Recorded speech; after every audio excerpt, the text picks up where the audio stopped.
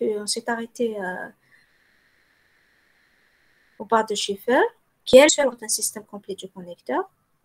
Elle seule représente un système complet du connecteur.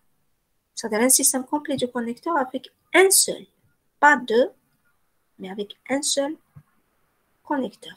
Avec, par exemple, la flèche rouge, elle est seule dans cet ensemble. Elle représente un système complet du connecteur parce que rien qu'avec la porte, vous l'avez déjà vu dans les autres modules, le NOT AND, vous pouvez décrire tout un circuit, toutes les autres portes. Voilà. Donc, pareil pour la flèche bas, c'est le NOT OR, celle que je vous ai demandé de prouver que c'est un système complet du connecteur. Certains m'ont remis le travail par mail. J'ai répondu à certains. Mais là, je vais vous faire dans le modèle, l'espace du cours, je vais vous faire un lien dans lequel vous mettez le devoir du cours. D'accord? Toutes les questions que je vous ai posées en cours, je vais le faire. Madame, vous pouvez Et accepter les demandeurs. je ne l'ai pas fait. Je vais le faire tout de suite. Je suis en train de le faire au fur et à mesure. C'est bon? C'est tout le monde qui est là, je pense. C'est bon? C'est fait?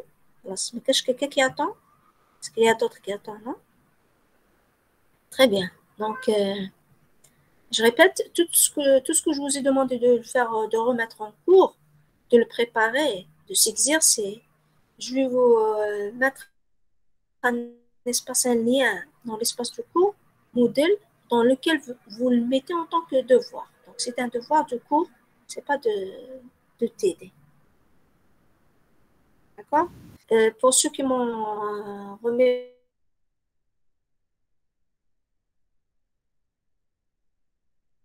par mes capacités. Très bien. Donc, après le système complet du connecteur, on passe tout de suite à ce qu'on appelle forme normale conjonctive, forme normale disjonctive. C'est des choses que vous avez déjà vues aussi.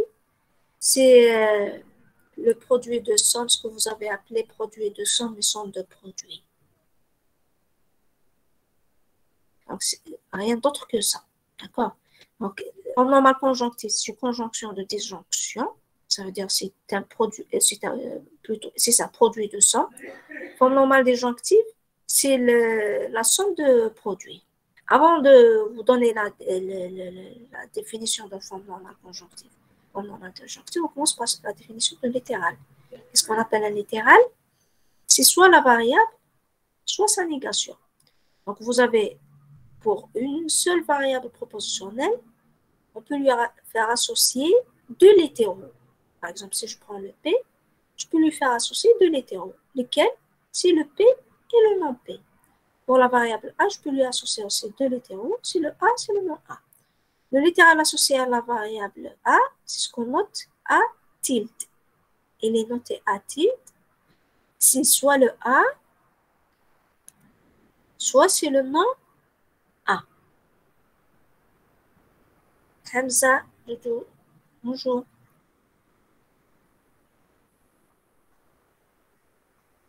Vous me suivez? Hamza, vous me suivez? On continue. Donc, j'ai dit qu'un littéral est associé à une variable. Il est avéré quand ce littéral est égal à la variable elle-même. Quand est-ce qu'il est vrai? Il est vrai quand le A égale à vrai.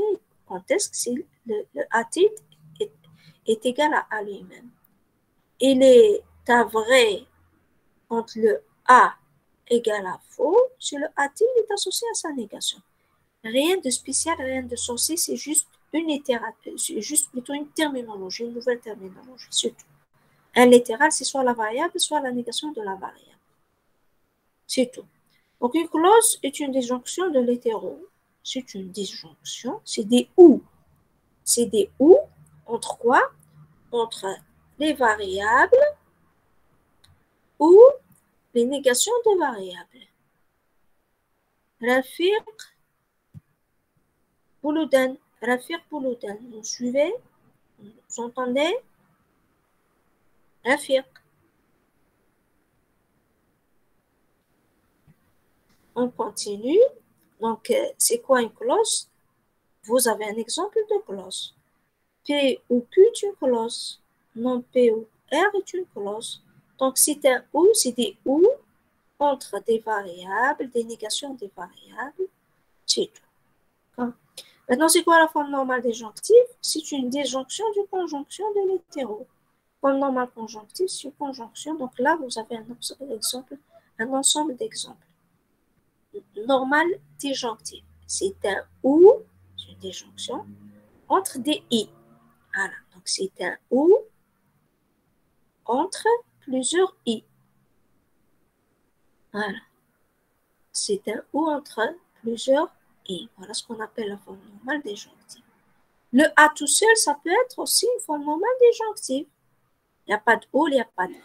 La négation aussi d'une variable, ça peut être considéré en même temps une forme normale disjonctive, en même temps une forme normale conjonctive. Parce qu'il n'y a pas de i, il n'y a pas de ou.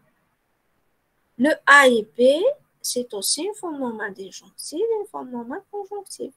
Pareil pour le ou. D'accord? Donc, une disjonction de conjonction, forme normale disjonctive. J'ai dit c'est un ou entre plusieurs i. Si on n'a que des i, c'est aussi une forme normale disjonctive.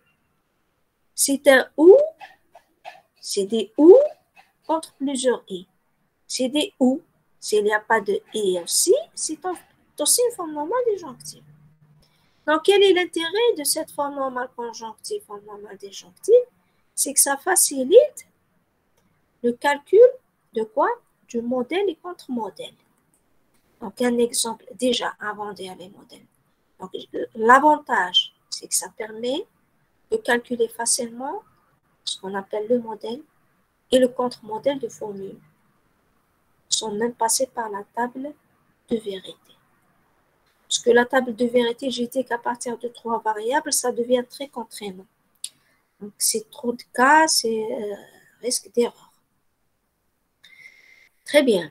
Donc, si on prend par exemple la formule A double flèche B, quelle est sa forme normale conjonctive? Quelle est sa forme normale disjonctive? Vous avez deux méthodes de calculer la forme normale conjonctive ou disjonctive. Une est basée sur la table de vérité. Vous l'avez vu par exemple en utilisant la table de Carnot, en électronique, en structure machine. Ou encore, vous utilisez les calculs algébriques. Ça veut dire quoi? Vous dites que c'est équivalent, équivalent, équivalent, jusqu'à arriver. Donc, vous essayez de réécrire ça jusqu'à arriver à une forme normale conjonctive ou la disjonctive.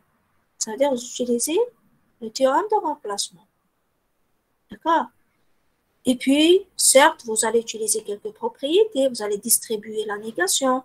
Vous allez distribuer le et sur le ou sur le et, afin d'arriver à la forme normale conjonctive. Maintenant, pour s'exercer, je vais vous donner celle qui est basée sur la table de vérité. Supposons, donc je vais vous expliquer la méthode à travers cet exemple. A, double flèche B. Vous me dites, vous suivez? Est-ce que vous êtes toujours avec nous? Merci, oui. merci. Très bien. Donc, je vais vous donner, quelque sorte, la méthode à travers cet exemple. A double flèche B, on connaît sa table de vérité. Elle est vraie quand le A et B est vrai. Elle est vraie aussi quand le A et B fausse, sont fausses. C'est double flèche, c'est l'équivalence. Donc, si les deux ont exactement la même valeur de vérité, elle est vraie. Si ils n'ont pas la même valeur de vérité, elle est fausse. Pour écrire la forme normale disjonctive, on s'intéresse aux lignes pour lesquelles la formule est vraie. Qui maintenant, vous avez la première ligne et la dernière ligne. Donc, on va écrire le fait là. Si la variable A est égale à vrai, je vais prendre le A. Et le B est égal à vrai, je vais prendre le B. Si par contre la variable est fausse, je vais prendre sa négation. Donc, j'aurai le nom A. Pareil pour le B, il est faux, je prendrai le nom B.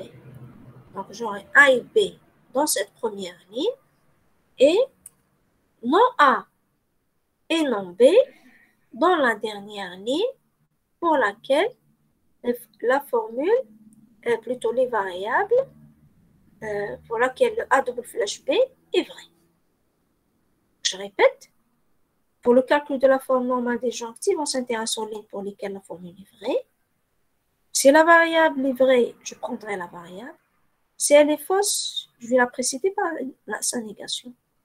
Donc, si vrai, donc A, B pour la première ligne, comme dans la dernière ligne, les deux sont à faux, donc je vais prendre non A et non B. La forme normale donc disjonctive, ça sera la première ligne, A et B, ou la dernière ligne, non A et non B. Pareil pour la forme normale conjonctive, sauf qu'on s'intéresse plutôt aux lignes pour lesquelles la formule est fausse. Dans notre cas, vous avez la deuxième et la troisième ligne. On concentre sur les contre-modèles de la formule propositionnelle. Merci. Donc, ça va nous aider à trouver, pour la première, la forme normale disjonctive, ça va nous aider facilement à trouver un modèle. Parce que quand est-ce que le ou est vrai? C'est soit A est vrai, soit A est vrai. Ça veut dire, et quand est-ce que A et B est vrai? C'est le A est vrai, B est vrai. Donc, c'est facile de trouver un modèle pour la forme normale. Pour trouver un modèle, il suffit de voir la forme normale disjonctive. Un modèle, qu'est-ce qui rend vrai la formule? C'est ce qui rend vrai une de ces sous-formules. Donc, c'est A est vrai ou, parce que vous avez un ou un R, ça est vrai ou l'autre ou. Donc, vous aurez la formule vraie. Ça vous permettra donc de calculer le modèle. Par contre, le contre-modèle, c'est ce qui rend fausse la formule. Quand est-ce qu'elle est fausse? Parce que c'est un « et », c'est soit un est faux, soit c'est la deuxième sous-formule qui est fausse. Donc, la forme normale conjonctive, ça permet facilement de trouver des contre-modèles. Forme normale disjonctive, ça permet facilement de trouver des modèles. Je reprends là, pour le calcul de la forme normale conjonctive, j'ai dit qu'on s'intéresse aux lignes pour lesquelles la formule est fausse. Maintenant, c'est l'inverse. Si la variable est vraie, je vais la précéder par sa négation. Si elle est par contre fausse, je vais prendre la variable elle-même. Donc, si vous remarquez par là, donc le A est vrai, donc je mets ma A. Le B est faux ou B. Pour la ligne qui suit, le A est faux, je vais prendre le A. Le B est vrai, je vais prendre le non B. Donc, vous avez où la forme normale conjonctive, c'est la conjonction de ces deux sous-formules. D'accord? Donc, regardez la méthode. Donc, synthèse, pour calculer la forme normale disjonctive ou la forme normale conjonctive d'une formule, on trace sa table de vérité. Pour la forme normale disjonctive, on s'intéresse aux lignes pour lesquelles la formule est vraie. Pour la forme normale conjonctive, on s'intéresse aux lignes pour lesquelles la formule est fausse. Pour la forme normale disjonctive, si la variable est vraie, je mets la variable. Et si la variable est fausse, je mets la négation de la variable. Inversement à la forme normale conjonctive. Pour la forme normale disjonctive, ça sera la disjonction de ce que j'ai trouvé dans les lignes. Pardon. Pour la forme normale conjonctive, ce sera la conjonction de ce que j'ai trouvé comme ligne pour lesquelles la formule est fausse. C'est clair? C'est clair. Maintenant, ce que je suis en train de dire, vous rédigez ce que j'ai dit, ce que j'ai décrit, la méthode que je viens de décrire, vous essayez de la rédiger et ça vous fera ce qu'on appelle un algorithme qui permet le calcul de la... Oui. ما فهمت مليح لا ميثود اللي قلتيها دوك. مش ما فهمتش مليح juste. طلعت لي كونيكتور ما سمعتكش هاد الخمسة غير الاخرين. D'accord. Vous pouvez répéter. Est-ce que vous avez suivi pour la forme normale, on trace la table de vérité? Oui. À partir de quel point? On chauffe les lignes pour lesquelles la formule est vraie. Pour la forme normale disjonctive. On chauffe les lignes pour lesquelles la formule est fausse. pour la forme normale conjonctive. C'est bon jusque-là? Oui. Ça. On va être pour la forme normale déjonctive. Oui, c'est-à-dire les lignes pour lesquelles la formule est vraie. Je fais la conjonction des variables ou là, c'est-à-dire je fais la conjonction des littéraux. Conjonction des littéraux, je mets soit la variable, soit la négation. Si la variable est vraie, je prendrai la variable. Si la variable est fausse, qui est maintenant la dernière ligne, le A est faux, je prendrai sa négation. Et puis je mets le I partout. D'accord? Donc pour la forme normale déjonctive, on n'a que la première et la dernière ligne qui rend vrai, pour lesquelles la formule est vraie. A double flèche B, elle est vraie pour la première et la dernière ligne. Donc, qu'est-ce que je prends? Je prends le A comme c'est vrai, je prendrai le A. Le B est vrai, je prendrai le I, B. Pour la dernière ligne, le A est faux, je prendrai le A. Le B est faux, je prendrai le B. Je nomme, c'est bon? Oui, merci. Ça. En fait, les deux lignes, les deux lignes, qu'est-ce que je fais entre les deux lignes? C'est un OU. Donc, la première ligne, ou ce que j'ai trouvé dans la dernière ligne. Donc, c'est A et B, ou non A et non B. C'est-à-dire la forme normale déjonctive. Pour la forme normale conjonctive, j'ai dit qu'on s'intéresse aux lignes pour lesquelles la formule est fausse. Voilà, c'est l'inverse. Si la variable est vraie, je prendrai sa négation. Si elle est fausse, je prendrai la variable elle-même. Donc, j'aurai mon A ou B pour cette deuxième ligne. Pour la troisième, j'aurai A ou non B parce que le A est faux. Je prendrai la variable. Le B est vrai, je prendrai sa négation. En fait, je mets le I entre les lignes que j'ai trouvées. C'est clair, jeune homme? Oui. Ça. Donc, la méthode que je viens de décrire, j'ai utilisé, c'est comme c'est un algorithme. Ce que je viens de dire, essayez de le rédiger sous forme d'un algorithme général, pseudo-algorithme. Vous n'allez pas mettre X, Y, Z, je ne sais pas quoi, je vous ai donné comme formule. Ce que je viens de dire, essayez de le rédiger. Essayez de le rédiger. Avant que je vous donnerai moi-même l'algorithme, je vais vous le déposer dans le modèle. D'accord? Donc, essayez de le rédiger et de l'envoyer. Je parle de la méthode qui utilise la table de vérité parce que le Khuramat est tel comme je. D'accord? L'autre, c'est des équivalences. Vous pouvez, par exemple, mettre A double flèche B, c'est équivalent à A flèche B et B flèche A. Et puis, c'est équivalent non A et non B et non B non A. Vous avancez jusqu'à obtenir la forme normale déjonctive ou la forme normale conjonctive. D'accord? Donc, c'est faisable en utilisant la méthode dite algébrique. Très bien. Donc, j'ai dit que là, les deux formules, ça me permet la première de calculer facilement le modèle. Parce que c'est quoi le modèle? Je rappelle la définition du modèle. Abdelli, Badrou, Abdelli. Abdelli Badrou, c'est avec nous? Badrou, vous nous entendez? C'est pas grave. Donc, je répète, la forme normale déjonctive, elle permet facilement de calculer le modèle. Je rappelle que le modèle, c'est les instanciations, ça veut dire les valeurs des vérités telles les variables, qui rend vraie la formule propositionnelle. Donc, pour calculer le modèle à la première formule, c'est le modèle à la sous-formule, la première sous-formule, ou encore c'est le modèle à la deuxième sous-formule. Donc, le modèle à la première sous-formule, A égale à vrai, B égale à vrai, est un modèle. Quand est-ce que la deuxième est vraie? Quand le nom A est vrai, le nom B est vrai. Ça veut dire A égale à faux, B égale à faux, c'est aussi un modèle.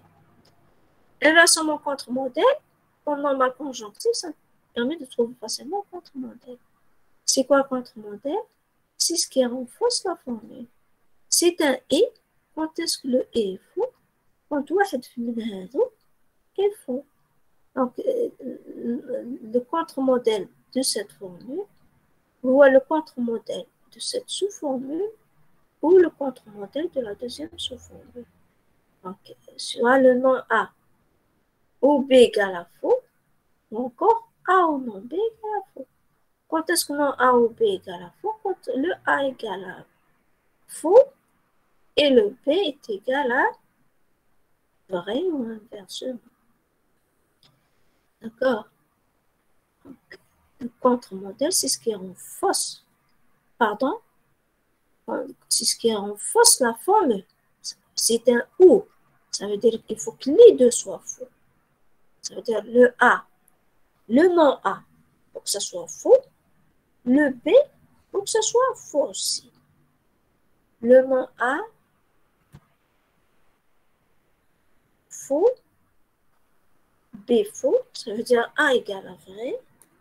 Et B égale à faux. Voilà. Afiq. Doha afiq.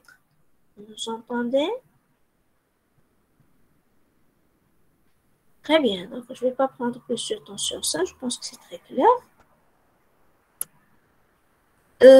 Quand est-ce que, par exemple, forme normale conjonctive est valide si seulement cette clause contient de l'hétéro? Forme normale conjonctive. Ah, la forme normale conjonctive. Quand on dit conjonctive, ça veut dire c'est un et entre plusieurs ou. Quand est-ce qu'elle est vrai? Quand كامل هذو يكونوا vrai parce que c'est un et. Il faut que tous les sous-formules soient vraies. Quand est-ce que j'aurai, par exemple, une sous-formule vraie? Parce que c'est un ou. Si j'aurai le nom A ou A, il va qu'on la valeur de vérité. Non A ou A. La valeur de vérité du nom A ou A, c'est égal à quoi? Vrai, merci. Donc, si chaque clause contient une variable et sa négation, j'aurai certainement des sous-formules qui sont vraies. D'accord?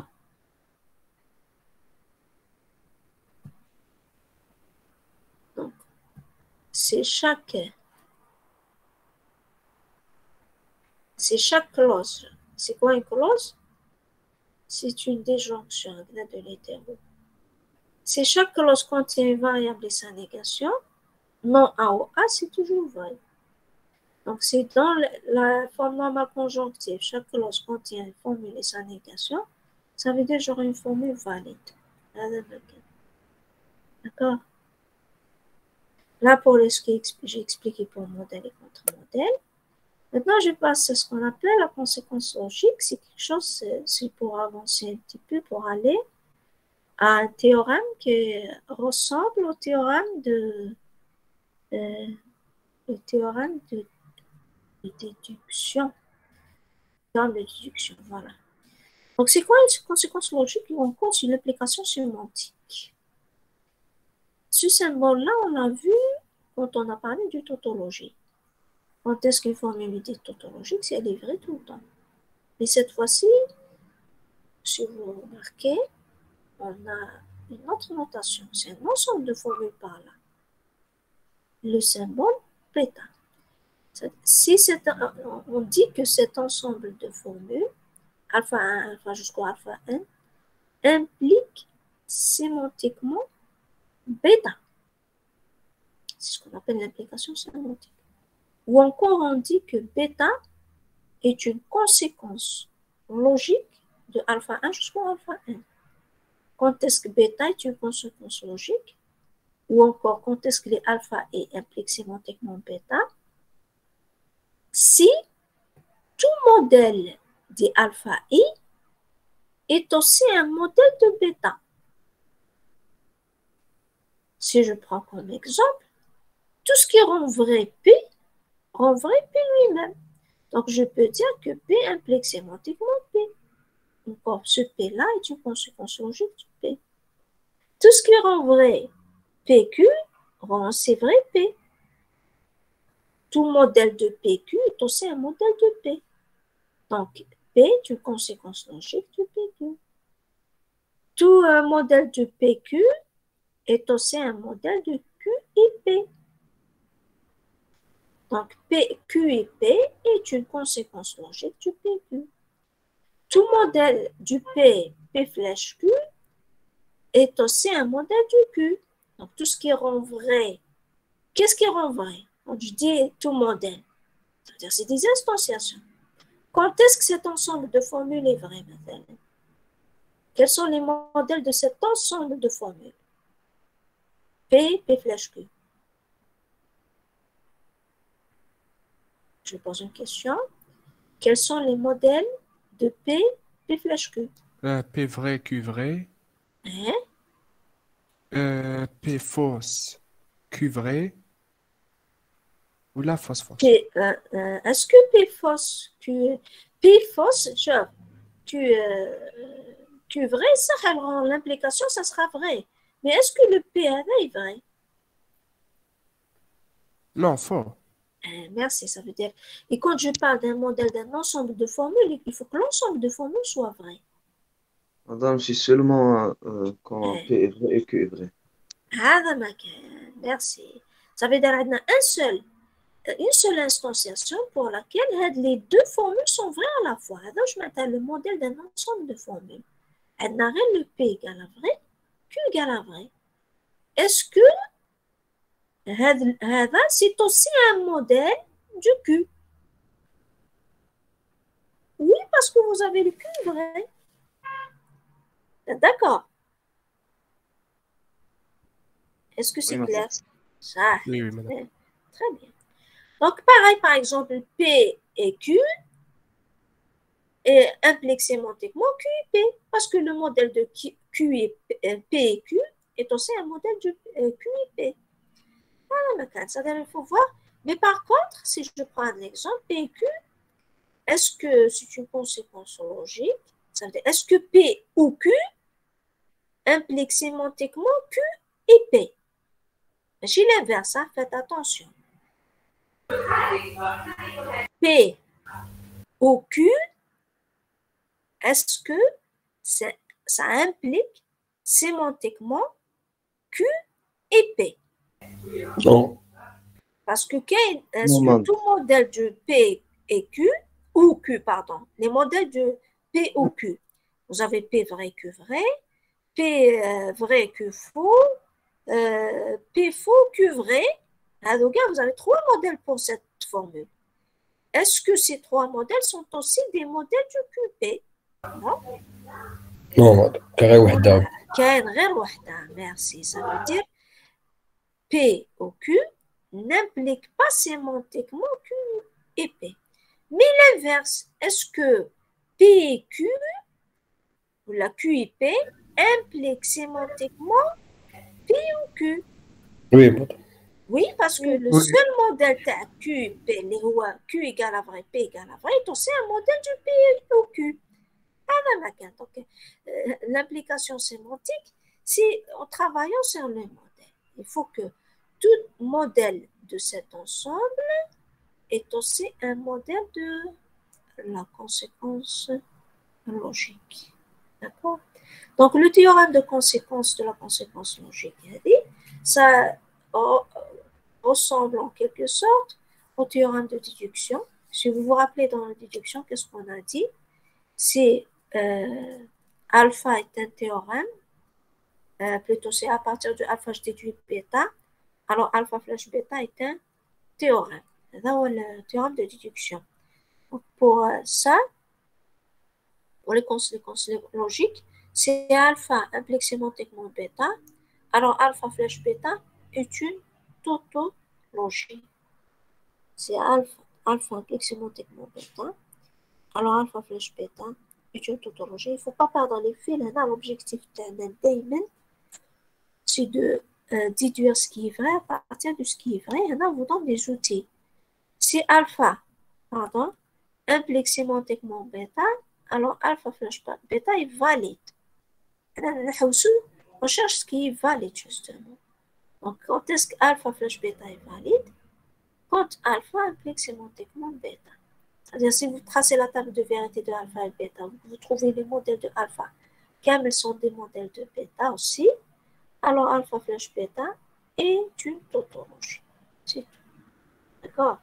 Donc, on va travailler avec ça. On va voir si en TD, on aura un exemple pour vous montrer l'utilisation de ce théorème. Donc, comme proposition, vous avez alpha 1 jusqu'à alpha 1 implique sémantiquement bêta, si seulement si alpha 1 et jusqu'à alpha 1, la conjonction de cet ensemble de formules flèche bêta est une tautologie. Donc, c'est une généralisation, si vous voulez, de ce théorème de conséquence logique. D'accord? Donc, rapidement, je vais vous mettre le lien. Maintenant, pourquoi tout ça? C'est pour vous donner le lien entre tout ce qu'on a vu comme tautologie, là, le symbole. Donc, dans la partie sémantique, on a utilisé plus ce symbole, la tautologie, de l'application sémantique. Par contre, dans les déductions, on a utilisé le théorème. Donc, dans la suite, je vais vous donner le lien entre ce qui est théorème et ce qui est tautologie. Et je pense que la question a été déjà posée. Comme on verra quand on arrivera à la fin de ce chapitre. Et ce sera le dernier chapitre.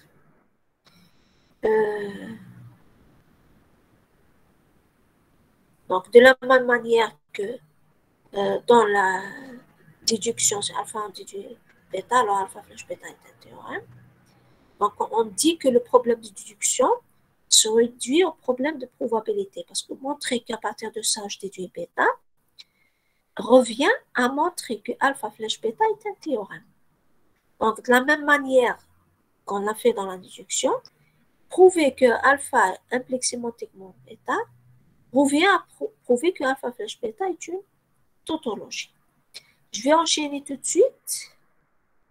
Je vais enchaîner avec le théorème de ce qu'on appelle le théorème de consistance et de complétude. Vous me dites, est-ce que vous voyez l'écran? Est-ce que vous voyez l'écran? Non. Vous voyez Non. l'écran? Non. Très bien, donc je vais refaire le partage. Je vais arrêter le partage du premier écran.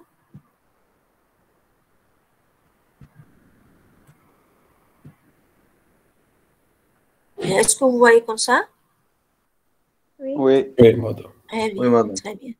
C'est ce qu'on appelle la relation entre cet axe et sémantique.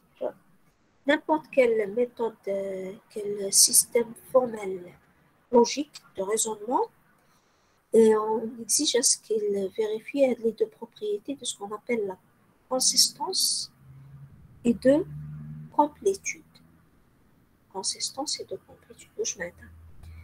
Commençons par la consistance. Et ça signifie consistance, ça veut dire correct, le sain, l'adéquat. Dans la littérature, vous trouvez la terminologie. Tout ce qui est déduit doit être valide. Tout ce qui est théorème doit être tautologie, dans ce sens. Tout ce qui est déduit doit être valide. La complétude, c'est l'inverse. Tout ce qui est valide peut être déduit. Donc, le système formel, le système logique doit vérifier les deux théorèmes, lesquels, c'est ce qu'on appelle le théorème de complétude et de correction. Théorème de complétude et de correction. Très bien. Donc, c'est quoi, je répète, la correction, la consistance, consistance. Tout ce qui est déduit est valide. Donc, si à partir de alpha 1, alpha jusqu'à alpha 1, je déduis alpha, alors la formule alpha 1 et jusqu'au alpha 1, flèche alpha, est une tautologie. Ça veut dire quoi? Si vous arrivez à prouver, par exemple, à partir d'une table de vérité, que la formule est une tautologie, vous pouvez dire qu'à partir de alpha 1 jusqu'à alpha 1, on déduit alpha. ou inversement. Si vous arrivez à prouver cette déduction dans le système déductif, ça veut dire que vous avez prouvé que cette formule-là est une tautologie. Bon, on verra des exemples dans TD, ce n'est pas dans cette série, mais c'est dans la série suivante. Cas particulier où 1 est égal à 0. Oui. Madame. Oui. Madame, بصح هنايا كنا في l'exemple الأول alpha n من alpha n alpha n utilisons le théorème de déduction. واش ترجع لنا alpha من alpha n حتى alpha n moins 1 déduire alpha n implique flèche alpha. Non, théorème de déduction. Donc j'aurai la conjonction alpha 1 et alpha jusqu'au alpha n. Flèche alpha est un théorème. بصح حنا قبل ما كناش نديرو هكذا التيوريم دو ديديكسيون، كنا نجبدو نحو بالوحده، كنا نحو الفا ان عاود الفا ان موان زان نديروه ان فلاش، كنا نديرو من الفا ان حتى الالفا ان موان زان ديدوير الفا ان فلاش الفا، ومن بعد من الفا ان حتى الالفا ان موان زو موان دو ديدوير الفا ان موان دو فلاش، ومن بعد لي بارونتيز، ومن بعد الفا ان موان زان flèche alpha n. D'accord, donc c'est des implications plutôt qu'on a fait des conjonctions. Oui, oui. C'est ça ce que vous voulez dire. C'est... Oui. C'est plutôt des implications. C'est pareil. C'est pareil, mais je vais essayer de chercher dans la littérature la différence. Vous me donnez un peu de temps, je vais chercher la différence dans la littérature. Effectivement. Parce que, effectivement, c'est une très bonne remarque. Ce qu'on a l'habitude de faire, c'est plutôt des implications, ce n'est pas des conjonctions. Donc, dans le théorème, par contre, dans le théorème de consistance, c'est des conjonctions, ce n'est pas des implications. Donc, on a une équivalence. On a une équivalence entre cette déduction et, pardon. Donc, smahli. هذا, ce n'est pas le théorème de déduction. D'accord? Ça, ce n'est pas le théorème de déduction, c'est le théorème de consistance. Donc, on a une équivalence entre une déduction et une tautologie, une formule valide. D'accord?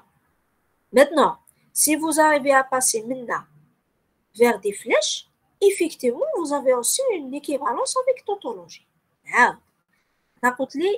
C'est à partir du alpha 1 jusqu'au alpha 1, je déduis alpha. Vous dites, suivant le théorème de déduction, c'est équivalent à dire que, par exemple, n moins 1, je déduis alpha 1 flèche alpha. Je nomme. Oui, madame, oui. Et puis, c'est équivalent, suivant le théorème de déduction, à dire que de alpha 1 jusqu'au alpha n moins 2, par exemple, je déduis alpha n moins 2, plutôt alpha n moins 1, flèche alpha n, flèche alpha. Malish, c'est correct. Les deux sont corrects. Vous continuez avec vous obtenez un théorème par là. Il faut avoir le théorème. Donc, c'est le cas à n égale à 0. Donc, vous aurez une suite de formules, de flèches, qui est un théorème. C'est équivalent avec la suite de flèches, c'est une tautologie. C'est correct. Ce que vous venez de dire, c'est correct. Vous appliquez le théorème de déduction pour avoir l'équivalence entre cette déduction et un théorème. Vous appliquez le théorème de consistance pour dire que toute la formule que vous avez obtenue est une tautologie. La formule avec fait des flèches, mais des conjonctions. C'est ça ce que vous voulez dire, jeune homme. Oui, madame, c'est bon. Donc, avec les deux qui sont corrects. Le passage avec les flèches, ce n'est pas le théorème de consistance, c'est le théorème de déduction. Le théorème de consistance vous permettra de faire le passage vers la tautologie. Donc, les deux sont corrects. C'est avec les conjonctions. Avec les conjonctions, c'est le théorème de consistance. Avec les implications, c'est le théorème de déduction d'abord, plusieurs fois, ou bien le théorème de consistance. D'accord? هذيك صحيحة هذه صحيحة. Et c'est clair que les deux sont corrects. D'accord? Voilà, donc si vous utilisez directement le théorème de consistance, vous allez se retrouver avec des conjonctions flèche alpha. C'est le théorème de consistance. Si vous voulez plutôt faire le passage vers des flèches, effectivement, vous allez avoir des flèches, des alpha et flèche alpha 1, flèche alpha 2, flèche jusqu'au flèche alpha, est un théorème. Puis, grâce à le théorème de consistance, vous dites que c'est une formule valide, c'est une tautologie. Merci. D'accord? Je vais essayer de faire la remarque, peut-être. Je vais essayer d'écrire la remarque. Je vais essayer de la rédiger et rajouter une diapo pour ça. D'accord? Qui était avec moi? C'est peut-être Boumdine. Qui m'a posé la question? C'est Boumdine. Oui. Très bien. Donc, je vais rédiger une diapo pour ça, de ce que vous venez de dire, et c'est très correct. D'accord? Pour voir la différence. Donc, le théorème de consistance, c'est des conjonctions. Et puis, vous avez le passage directement. Pour le théorème de déduction, c'est des implications flèche. Si vous voulez utiliser la consistance, vous obtenez plutôt des flèches au lieu que des conjonctions. Ça reste aussi correct. Les deux sont corrects. C'est bon? Très bien. Donc, la complétude, c'est l'implication inverse. Tout ce qui est vrai peut être déduit. Il faut que ça soit complet dans le sens où tout ce qui est vrai, voilà, peut être déduit de la manière. Le cas particulier où 1 est égal à 0, toute formule tautologique est aussi un théorème. Allez. Donc, généralement, on fait l'application pour 1 égale à 0, 1 égale à 1, pas plus. Donc, pour 1 égale à 1, si alpha 1 flèche alpha est une tautologie, alors alpha, à partir de alpha 1, on peut déduire le alpha. Ou encore, pour 1 égale à 0, si alpha est une tautologie, alors alpha est un théorème. C'est bon? Et puis là, il reste encore une chose à dire. Qu'est-ce qu'on a l'habitude de faire peut-être pour montrer qu'à partir de alpha 1 jusqu'au alpha n, on déduit alpha. On a l'habitude d'utiliser les prémices. Qu'est-ce qu'on rajoute?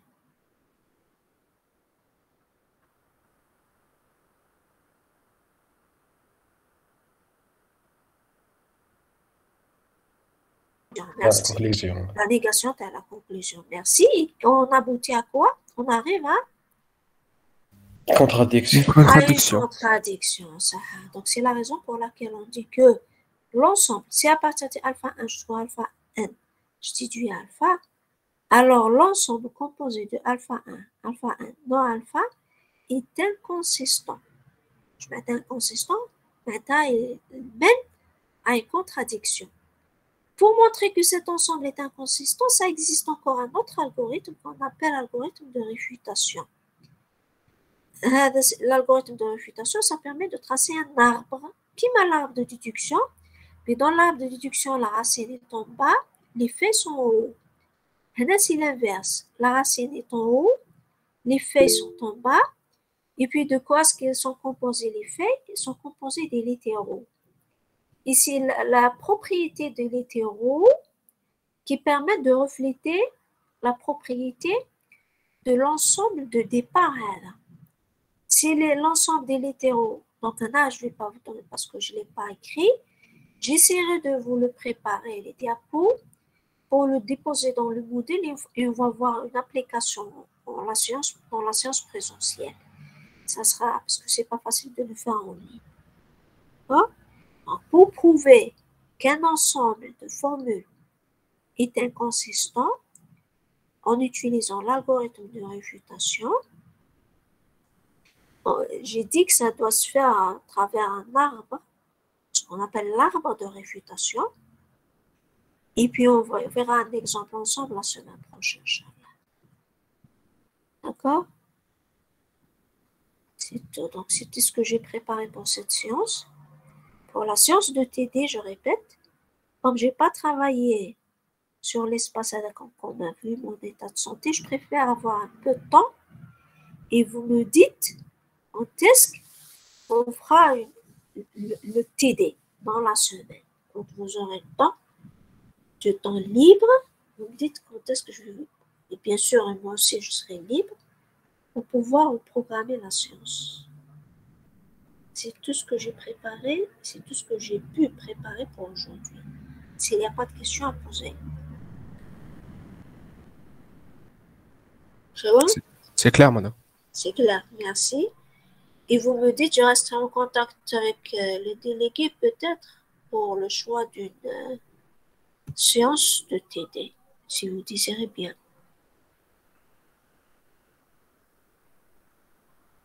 J'ai des bonnes réponses. Reste celle-là. J'ai commencé à travailler là-dessus. Et puis pour l'exercice 4, je vais vous donner des indications ici. Je vais lancer un petit peu le corrigé et je vais voir vos propositions avant de faire le TD. Parce que ça ne sert à rien que je vous donne le corrigé entier. D'accord? Donc, je vous donnerai quelques indications par là qui vont vous permettre de travailler sur cet exercice. C'est important. D'accord? D'accord, madame. C'est bon. Puis l'exercice 5 ici, c'est pas trop difficile. C'est l'exercice 4 qui m'intéresse le plus. Parce qu'on fait une démonstration par récurrence, fait beaucoup de choses qui sont très intéressantes. D'accord? Et je vais vous donner des indications par là qui vont vous permettre d'avancer.